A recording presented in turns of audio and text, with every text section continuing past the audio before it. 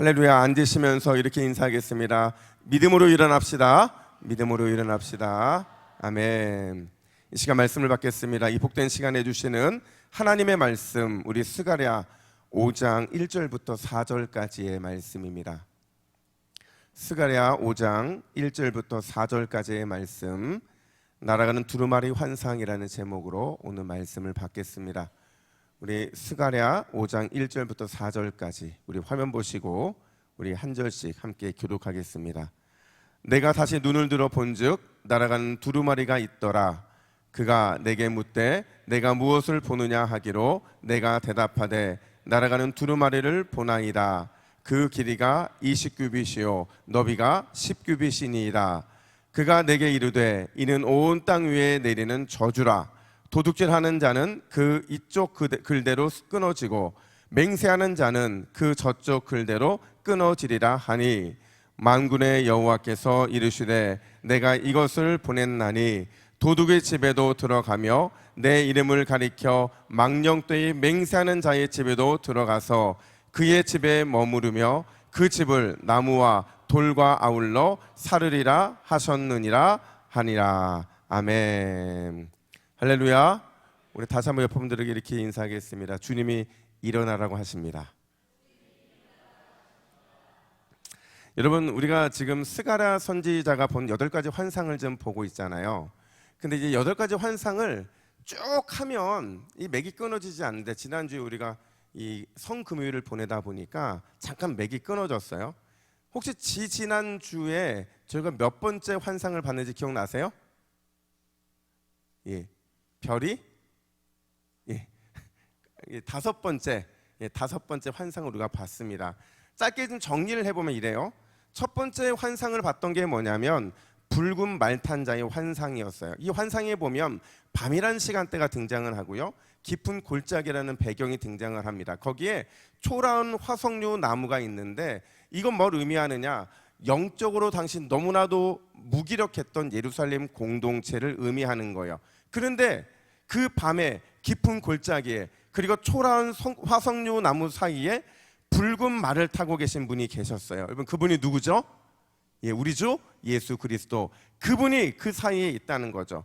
그분이 그들 가운데 계신다라는 건 무슨 의미냐면 내 백성, 내 교회는 누가 지켜주신다고요? 하나님이 지켜주신다. 그래서 제가 이 자리에 주님이 계십니다라고 그때 선포했던 기억이 나요. 여러분 기억나세요? 오늘 이 자리에 주님이 계신 줄로 믿습니다. 뿐만 아니라 두 번째 환상은요, 넷불과 네 대장장이 환상이었어요. 여기서 넷불이라는 것은요, 이스라엘을 괴롭혔던, 비참하게 만들었던 대적들을 상징하죠. 특별히 대적 사탄을 상징하는 거예요. 그러면 네 대장장이는 누구를 상징하느냐? 이 네 대장장이는요, 예수님 그리고 그분의 몸된 교회를 상징한다는 거죠. 하나님께서 예수님과 그분의 몸된 교회에 넷불을 부수고 이길 힘과 권세를 주셨다라는 거예요. 여러분, 하나님께서 우리에게 우리 원수 사탄 마귀를 부수고 이길 힘과 권세를 주신 줄로 믿습니다. 이게 바로 내 대장장이의 모습이거든요. 이 약속을 믿고 믿음으로 사탄과 싸워 승리하라는 그 말씀이었어요. 여러분, 세 번째입니다. 세 번째 환상은 성곽 없는 성읍 환상이었죠. 그러니까 성을 보호하려면 성곽이 있어야 되잖아요. 근데 스가랴의 눈에 보니까 성곽이 하나도 없는 거예요. 낙담했겠죠. 근데 바로 그때 스가랴의 눈에 보이는 게 있었는데 그게 뭐였느냐? 바로 영광의 불이었죠. 이 영광의 불은 광야 40년 동안 이스라엘 백성들을 지켜줬던 불기둥이었고 에덴 동산을 보호해 주었던 불칼이라고 말씀을 드렸습니다. 그러면서 스가랴가 깨달은 게 뭐냐? 눈에 보이는 성곽이 중요한 게 아니라 눈에 보이지 않는 하나님의 영광의 불성곽, 그게 우리를 안전하게 지켜주는구나 라는 것을 스가랴는 깨닫게 되었다라는 거죠. 그리고 곧장 이어서 네 번째 환상으로 나타나게 되는데, 이 네 번째 환상은요, 불에서 꺼낸 그슬린 나무 환상이었어요. 이걸요, 사실은 이 종교학 루터는 뭐라고 말했냐면 구약에 나타난 복음이라고 불렀는데, 왜냐면요, 하늘 재판장에서 재판이 펼쳐지는데 이 죄인석에 누가 있냐면 대제사장 여호수아가 있어요. 근데 그의 옷이 너무 더러운 거예요. 그게 죄를 상징하고 또 그가 얼마나 낙심하고 힘들어 있는지를 보여주는 거거든요. 그가 사탄으로부터 막 엄청난 공격을 받습니다. 여호수아가 낙담하여서 넘어지려 할 때 천사의 모습으로 하고 있는 누가 나타나요? 예수님이 나타나죠. 누가 나타난다고요? 예수님이 나타나는 겁니다. 그리고는 그의 옷을 벗기시고 깨끗한 영광스러운 옷으로 입혀주시죠. 그리고 뭐라고 선포하냐면 아바르라고 선포하세요. 패스오버, 즉 심판이 넘어가고 너에게 죄의 용서함이 임했다라는 것을 바로 이 아바르라는 표현을 통해서 보여주셨다고 말씀을 드렸어요. 그리고 마지막 다섯 번째 우리가 다뤘던 게 순금 등잔대와 감람나무 환상이었어요. 여러분, 이 감람나무에 직접 연결되어 있는 순금 금잔대를 보여주시면서 위에서 기름이 내려옵니다. 이 기름은 7배나 밝은 빛을 내요. 또 끊길 염려 없이 무한 공급되는 기름이더라는 거죠. 이게 뭘 상징하느냐? 장차 오실 우리의 생명의 빛이고 영원한 빛인 예수님, 그분께서 어둠을 물리쳐 주실 것이라는 믿음의 확신을 보여주기 위해서 이 환상이 보여준 거예요. 따라서 결국 우리가, 그러니까 우리 성도들에게 필요한 게 뭐냐? 물질이 아니라는 거예요. 우리 성도들에게 필요한 게 우리의 세상적인 요구가 아니라는 거예요. 우리에게 뭐가 필요하느냐? 우리의 순금 금잔대 되시는 누구요? 예수님이 필요하다는 거예요. 그러니까 지금 우리가 지금 쭉 오면서요, 이 5가지 환상의 핵심은 뭐냐면 예수님이 우리를 그냥 가만히 내버려 두지 않으신다는 거예요. 우리가 무너져 있는 상황 속에 우리를 일으켜 세워주시고 우리를 위로하시고 격려하셔서 우리로 하여금 다시 한번 일어난 힘을 주시는 분, 그분이 바로 우리 주 예수 그리스도시라는 것을 이 환상들은 보여주고 있는 거죠. 근데 여러분, 이제 6번째 환상을 맞이하게 되는데 갑자기 분위기가 확 바뀝니다. 분위기가 바뀌어요.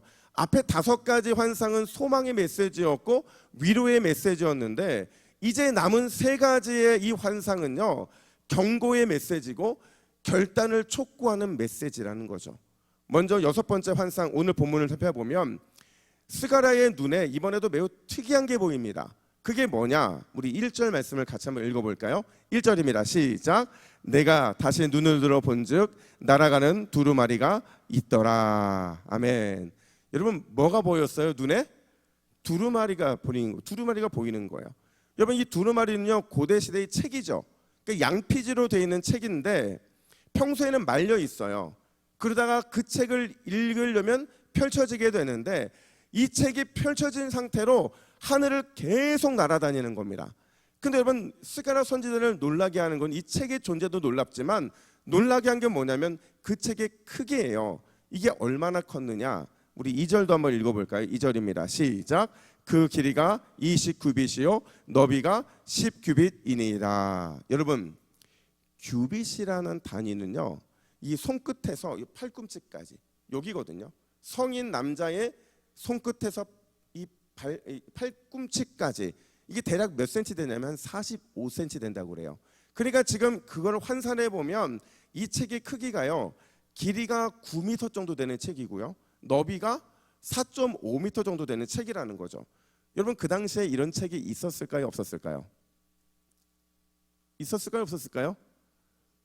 예, 있었으면 이런 질문을 안 했겠죠. 예, 없었어요. 그러니까 스가랴 선지자는 지금 이 책을 보면서 압도당하는 거예요. 근데 이 책이 막 하늘을 날아다니고 있거든요. 이게 얼마나 신기했을까. 근데 그를 더 깜짝 놀라게 했던 건 뭐냐면 이 책에 기록된 내용이었어요. 3절을 보니까 이 책에는요, 저주의 메시지가 가득하다 이렇게 말하거든요. 이 책 속에는 이스라엘 백성들을 향한 저주의 메시지가 가득하더라는 거죠. 여러분, 큰 두루마리에 또 거기에 저주의 메시지가 기록되어 있는 걸 보면서 아마 스가랴 선지자는 놀람을 넘어서서 큰 두려움을 느꼈을 겁니다. 도대체 왜 갑자기 큰 두루마리가 나타나서 이렇게 하늘을 계속 날아다니는 걸까? 또 거대한 이 두루마리는 왜 저주의 메시지가 기록되어 있는 걸까? 여러분, 하나님께서 왜 이런 환상을 스가랴에게 보여주셨을까요? 오늘 2가지 메시지가 그 속에 담겨져 있는데, 첫 번째는 뭐냐? 여러분, 하나님은 우리의 마음의 변화를 간절히 원하신다는 거예요. 하나님이 뭘 원하신다고요? 우리 마음의 변화를 원하신다는 거죠. 여러분, 지금 예루살렘 공동체가요, 포로에서 돌아와서는 숙제를 풀고 있어요. 어떤 숙제를 풀고 있느냐? 이 숙제는 그들이 돌아온 이유와 연결이 되어 있는데, 여러분 이들이 지금 돌아온 이유가 뭐 때문에 돌아온 거예요? 뭐를 재건하려고요? 예, 성전을 재건하게 돌아온 겁니다. 제2성전을 재건해서 다시 하나님의 영광이 임하는 걸 보기를 원해서 돌아온 거예요. 근데 그들이 놓치고 있는 게 하나 있더라는 거죠. 그들이 뭘 놓치고 있느냐? 그들은요, 지금 눈에 보이는 건물에만 집중하고 있더라는 거예요. 눈에 보이는 성전, 눈에 보이는 하나님의 임재, 눈에 보이는 평안한 삶, 눈에 보이는 어떤 확신, 이런 것들만 그들은 끊임없이 추구해 나가고 있더라는 거죠. 그런 그들을 향해서 오늘 본문은 하나님이 이렇게 묻고 계신 거예요. 얘들아, 성전만 재건하면 그러면 다 끝이 나는 거니? 이런 질문을 우리에게 던지고 있는 거죠. 성전만 재건하면 끝이라고 생각하고 있었는데, 그들을 향해서 하나님은 그러면 그게 다 끝이냐고 다시 한번 묻고 있는 거죠. 무슨 말이냐면, 여러분, 성전은요 과거에도 있었어요. 그들에게는 영광스러운 성전이 있었잖아요. 그 과거에 성전이 있었음에도 불구하고, 그 영광스러운 성전이 있었음에도 그들은 하나님의 진노의 심판을 받았고 결국에는 바벨론 포로로 끌려가게 됐다라는 거죠. 이제는 하나님이 원하시는 거는 눈에 보이는 그 성전이 아니라는 거예요. 대단한 성전이 아니라는 겁니다. 사람들 보기에 좋아 보이는 성전, 그게 아니라는 거예요. 이젠 달라져야 된다는 거죠. 달라져야만 다시 하나님의 진노의 심판을 받지 않게 된다라는 메시지를 전달하고 계신 거예요. 여러분, 그러면 하나님이 원하시는 진짜 예루살렘 공동체는 어떤 공동체일까? 여러분, 하나님은 역사 속에서 누누이 이 말씀을 하셨어요. 뭐라고 말씀하셨느냐? 우리 사무엘상 16장 7절 말씀을 같이 한번 읽습니다. 시작. 내가 보는 것은 사람과 같지 아니하니 사람은 외모를 보거니와 나 여호와는 중심을 보느니라 하시더라. 아멘. 여러분, 사람은 겉으로 드러난 것들을 막 보기 좋아해요. 좋은 것들, 위대한 것들, 대단해 보이는 것들의 마음을 뺏기는데, 우리 하나님은 그런 것을 뺏기는 마음이 아니라 중심을 보신다, 이렇게 말씀하고 계시거든요. 여러분, 중심은요 우리의 마음이에요. 우리의 내면이죠. 하나님이 우리에게 원하시는 것은 우리 마음의 변화, 내면의 변화를 원하시는 줄로 믿습니다. 여러분, 이걸 놓쳤기 때문에 결국 사울은 버림을 당한 거예요. 근데 이걸 붙잡았기 때문에 다윗은 끝까지 하나님께 쓰임받을 수 있었다는 거죠. 마찬가지예요. 지금 예루살렘 공동체가요, 눈에 보이는 이 성전을 극복하지 못하잖아요. 그러면 사울처럼 될 거라는 거예요. 그런데 눈에 보이지 않는 성전을 바로 세우면 우리의 내면, 우리의 마음의 변화에 그 초점을 둬서 그 변화를 향해 나아가게 되면 다윗처럼 끝까지 존귀하게 사용하시겠다, 지금 그 말씀을 하고 계신 거죠. 그 메시지를 전달하기 위해서 오늘 본문에 두루마리, 하나님의 말씀을 상징하는 이 두루마리가 하늘을 날아가고 있는 거예요. 그래서 반드시 성전을 세우는 백성들의 마음이 변해야 한다. 하나님의 임재를 구하는 백성들의 마음은 달라져야 한다. 그걸 하나님께서 보내고 계신 거라는 거죠. 맥셀 몰츠라는 사람이 있어요. 이 사람이요, 이 성공의 법칙이라는 책을 썼는데, 이 사람의 원래 직업이 이 성형외과 전문의였다고 그래요. 여러분, 성형외과 전문의니까 보통 어떤 사람들이 많이 찾아왔을 것 같아요? 내 얼굴에 자신이 없는 사람들. 그러니까 이걸 조금 더 유식하면서 뭔가 이렇게 좀 대단하게 설명하면 외모 컴플렉스에 걸려 있는 사람들, 이런 사람들이 보통 성형외과 전문의를 찾습니다. 근데 그가 사람들을 만나 상담하다 보니까요, 아주 중요한 한 가지 공통점이 있더라는 거예요. 그게 뭐냐면 그들이 가지고 온 거는 외모 컴플렉스였대요.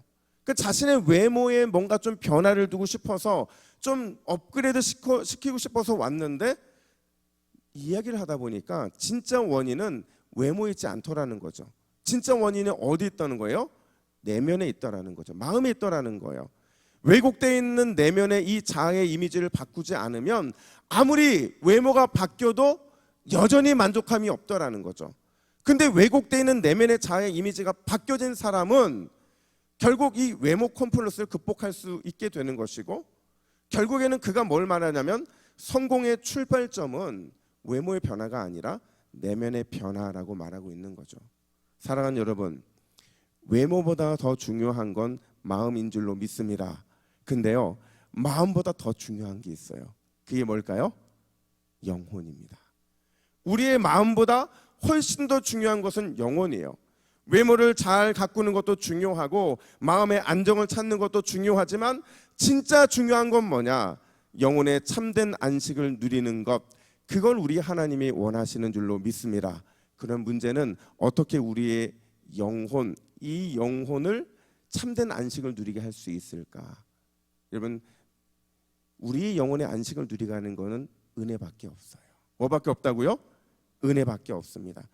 은혜가 우리의 영혼을 지배하면, 사랑이 우리의 영혼에 풍성하게 채워지면, 하나님의 말씀의 능력이 우리의 영혼을 사로잡으면, 그러면 우리의 영혼은 참된 안식을 누리게 되는 거예요. 우리의 영혼이 이런 상태가 될 때 왜곡된 마음은 치료될 줄로 믿습니다. 따라서 우리가 이 밤에 구해야 될 게 뭐냐면, 하나님, 주의 은혜가, 주의 사랑이, 주의 말씀의 능력이 내 영혼이 가득 차고 넘치기를 원합니다. 다른 것 구하지 아니하고 내가 하나님의 은혜를 구했더니 내 영혼에 참된 안식을 누리게 되었습니다. 이 믿음의 고백을 통해서 오늘 이 밤에 주님이 채우시는 놀라운 은혜를 경험하시기를 예수님의 이름으로 축복합니다. 우리 옆에 분에 이렇게 한번 믿음으로 선포합시다. 은혜를 구합시다. 한 번 더 인사합시다. 사랑을 구합시다. 한 번 더 인사합시다. 말씀의 능력에 사로잡힙시다. 아멘. 두 번째로 오늘 본문은요, 하나님은요 어떤 걸 기뻐하시느냐? 정결한 심령을 기뻐하신다는 거예요. 정결한 심령을 기뻐하신다는 거죠.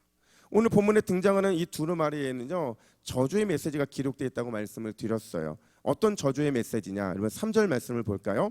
우리 3절을 같이 읽습니다. 시작. 그가 내게 이르되 이는 온 땅 위에 내리는 저주라. 도둑질하는 자는 그 이쪽 글대로 끊어지고 맹세하는 자는 그 저쪽 글대로 끊어지리라 하니. 아멘. 두 가지의 죄에 대한 저주의 내용이 이 두루마리에 써 있는데 내용이 많지 않기 때문에 아마 스가랴가 딱 봤을 때 펼쳐져 있는 이 두루마리가 9m짜리였다고 그랬잖아요. 보였을 거예요. 무슨 내용인지 정확하게 보였을 겁니다.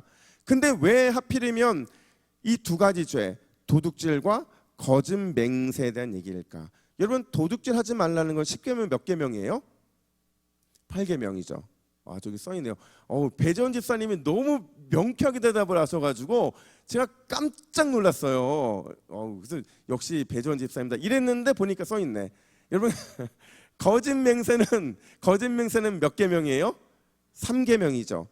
왜 하필이면 이 두루마리에 3계명과 8계명만 기록된 것일까? 여러분, 이거는요 3계명과 8계명을 의미하는 게 아니라 이 3계명, 여호와의 이름을 망령되게 하지 않는 것, 이게요 1계명부터 4계명까지 하나님과의 관계의 계명을 다 아우르는 거라는 거죠. 그러니까 대표 계명이라는 거예요.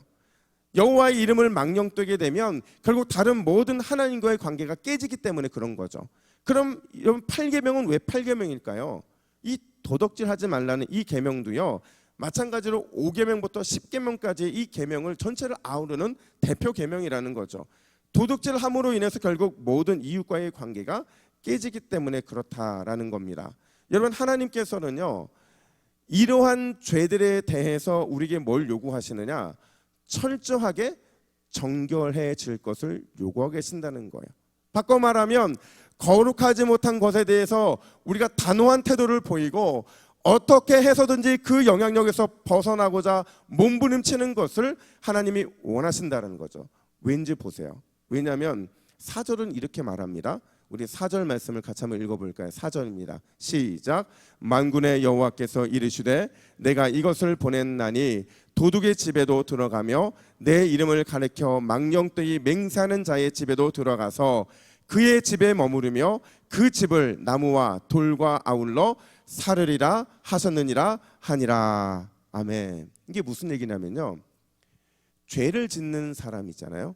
죄를 짓는 것들, 그 숨길 수 있는, 그러니까 숨겨져 있는 은닉되어 있는 것까지도 다 들어가서 철저하게 심판하실 거라는 것을 보여주는 거거든요. 어떤 은신처도 어떤 피할 것도 하나님의 심판에서는 예외가 없다는 것을 지금 이렇게 표현해 주고 있더라는 거죠. 이렇게 설명을 드려볼게요. 제가 아는 목사님 중에서요, 날마다 회개 노트를 쓰시는 분이 계세요. 혹시 여기에서도 우리 성도님 중에 회개 노트 쓰시는 분 계세요? 안 계시죠? 이게 얼마나 힘든 거냐면요, 감사 노트는 좀 쓸 수 있어요. 감사 노트는 그냥 몇 가지 감사를 떠올려서 쓸 수 있어요. 근데 회개 노트 쓰는 게 왜 힘드냐면 매일같이 자신의 이 못난 모습들, 그러니까 나의 이 아픈 것들, 이런 것들을 고백해야 되기 때문에 이게 굉장히 어렵거든요. 그래서 제가 물어봤어요. 목사님 왜 매일 회개 노트를 쓰십니까? 했더니 그분이 뭐라고 말씀하시냐면 본인이 과거에 이 베를린 장벽을 방문한 적이 있대요. 여러분 독일의 베를린 장벽 아시죠? 이게 서독과 동독을 나누었던 장벽인데 이 장벽이 무너졌잖아요. 그러니까 관광객들이 다 거기를 가는 거예요. 근데 여러분 이 베를린 장벽이 무너진 곳에 우리가 보통 생각하면 어떤 게시물이 있을 것 같아요? 장벽이 무너지게 된 배경이라든지 또 무너진 이런 상황들에 대한 설명이 있을 것 같은데 그런 것들은 거의 없고 가봤더니 뭐가 있냐면 제2차 세계대전 당시에 나치가 자행한 죄과 이 죄가들이 곳곳에 낱낱이 게시되어 있더라는 거죠. 왜 통일 내용이 아니라 이 장벽이 무너진 내용이 아니라 자신들의 이 치부를 그들은 게시하고 있는 거냐? 그 이유는 하나라는 거예요. 뭐냐면 철저한 자기 반성과 철저한 자기 고백이 없으면 거기에 뒤따르는 성숙과 성장은 이루어질 수 없기 때문이라는 거죠. 마찬가지라는 거예요. 목사님이 매일의 삶에서 철저하게 자기 죄를 기록으로 남기고 있는 이유는 결국 영적인 성장과 영적인 성숙을 누리기 위함이라는 거죠. 매일 기록된 자신의 연약함과 마주하고 그리고 죄와 직면하면서 어떻게 해서든지 하나님이 기뻐하시는 정결한 삶을 살고자 이 목사님은 몸부림치고 있는 거죠. 그러면서 이 목사님이 아주 제 마음에 심겨질 만한 한마디를 하셨는데 그게 뭐냐면 여러분 잘 들으세요. 여러분 죄는요 반드시 흔적을 남깁니다. 우리가 말로 죄를 지었든 우리가 행동으로 죄를 지었든 마음으로 죄를 지었든 죄는 반드시 흔적을 남기게 돼 있다는 거죠. 그리고 우리 하나님은 그 죄를 과시하지 않으시겠다 이렇게 말씀하고 계시는 거예요. 그러니까 우리는 너무 죄를 쉽게 생각하지만 우리 하나님은 그 죄에 대해서 아주 강력한 마음을 가지고 계신다라는 거죠. 그래서 여러분 죄로 인해서 이 남게 되는 흔적, 이 흔적 때문에 고민했던 시편 기자는요 시편 51편에서 이렇게 고백을 합니다. 여러분 이게 제가 찬양의 가사를 가져왔는데요. 우리 한번 이 찬양 한번 아시는 분 따라해 볼까요? 한번 같이 한번 불러보겠습니다. 정결한 마음 주시옵소서 오 주님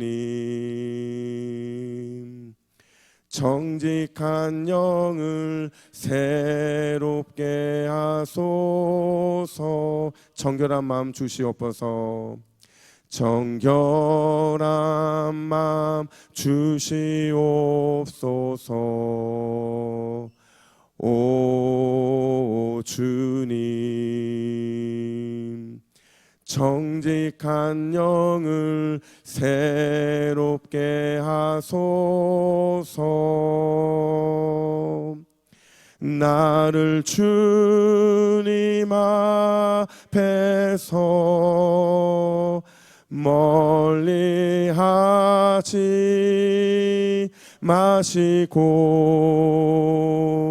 주의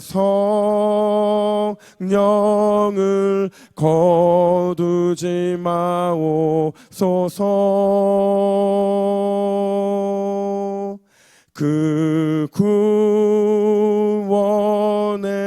기쁨 다시 회복시키시고 변치 않는 마음 내 안에 주소서. 아멘. 여러분, 이게 얼마나 우리의 영혼의 기쁨을 빼앗고 우리를 무너지게 하는지 시편 기자는 간절하게 정결한 마음을 달라고 주님께 기도하잖아요. 정직한 영혼을 새롭게 달라고 기도하잖아요. 우리가 이렇게 주님 앞에 정직한 영혼이 새로워지지 않으면 주님 앞에서 설 수가 없는 거예요. 우리 안에 성령이 근심하게 되는 거죠. 구원의 기쁨을 누릴 수 없게 되는 거예요. 여러분, 다시 한번 우리가 이 찬양의 가사처럼 하나님 앞에 서기 위해 우리의 간절한 고백, 정결한 마음 달라는 이 고백이 회복되어야 될 줄로 믿습니다. 오늘 말씀을 정리합니다. 여러분, 하늘을 나는 거대한 두루마리 환상은 우리가 두 가지 삶의 태도를 요구한다고 말씀드렸어요. 첫 번째는 보이는 것보다 보이지 않는 내면의 변화를 주님이 원하신다라는 거예요. 내면의 성전을 세우라는 거죠. 하나님이 거하실 만한 거룩한 성전이 세워지는 것이 주님이 우리에게 원하시는 진짜 성전이라는 거죠. 은혜가 지배하는 영혼, 사랑이 지배하는 영혼, 말씀의 능력이 사로잡힌 영혼 되시기를 예수님의 이름으로 축복합니다. 뿐만 아니라 두 번째는 날마다 정직한 심령으로 하나님 앞에 서야 된다라는 거예요. 여러분, 다시 말씀드리지만 죄로 인해 남겨지는 흔적은 무섭습니다. 늘 우리는 주의해야 돼요. 뿐만 아니라 하나님 앞에 그래서 정결한 마음으로 서 있기를 힘써야 할 줄로 믿습니다. 오늘 이 밤에 우리가 이 두 가지 간절한 마음으로 기도하고 돌아갈 때는 주님 주신 자유함을 가지고 돌아가는 저와 여러분 되기를 예수님의 이름으로 축복합니다. 아멘. 기도하겠습니다. 하나님 아버지, 주님이 우리에게 원하시는 마음은 보이지 않는 내면의 성전을 세우는 것인 줄로 믿습니다. 하나님, 날마다 내 안에 주의 성전이 세워지게 하여 주시고 주님이 사용하실 만한 성전이 되어서 내 자신을 주님 앞에 드리기에 부끄럽지 않은 우리 모두가 되게 하여 주시옵소서. 주님이 찾으시는 마음은 정직한 심령으로 하나님 앞에 서는 심령인 줄로 믿습니다. 하나님, 죄로 인해 남겨진 흔적 우리가 두려워하게 하여 주시고 더욱 하나님 앞에 정결한 마음으로 설 수 있도록 인도하여 주시옵소서. 감사드리며 예수님의 이름으로 기도하옵나이다. 아멘.